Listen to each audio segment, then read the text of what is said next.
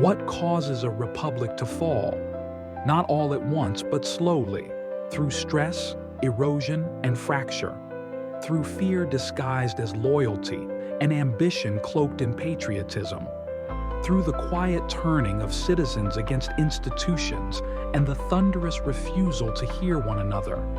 This isn't the first time a society has stood at a crossroads, unsure whether it would rise to meet the challenge or collapse beneath the weight of its own contradictions.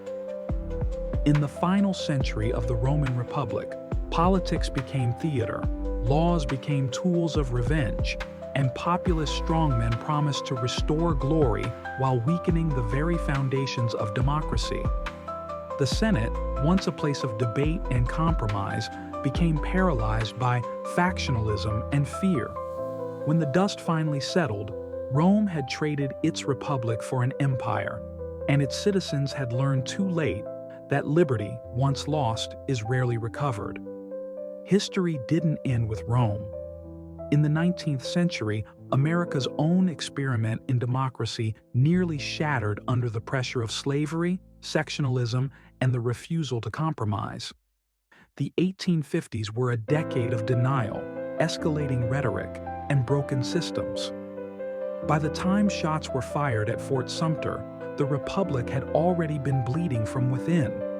Again and again, we see the same patterns: economic upheaval, growing inequality, demonization of the other, and the rise of leaders who claim they alone can fix it. In the 1930s, as democracies faltered around the globe, fascism rose not in the shadows, but in the open, with cheering crowds, national slogans, and the promise of renewal. And now, we live in a time of deep political division, eroding trust, and institutional gridlock. Partisan identity is stronger than national unity. Conspiracies spread faster than facts, and each side views the other not as a rival, but as a threat to the nation itself. We are told this is all new, but it isn't. It's happened before, under different flags, in different languages, but with chillingly familiar results. That's why this channel exists. Fault lines.